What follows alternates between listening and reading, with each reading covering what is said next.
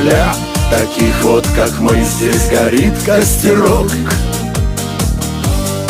Будто Бог его нам на мгновение зажег. Как спасение горит в темноте огонек. И сидит у костра всякий разный народ,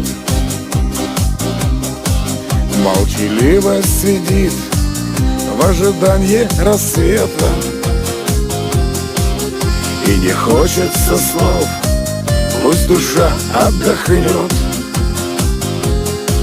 Только было б тепло и хватило бы света.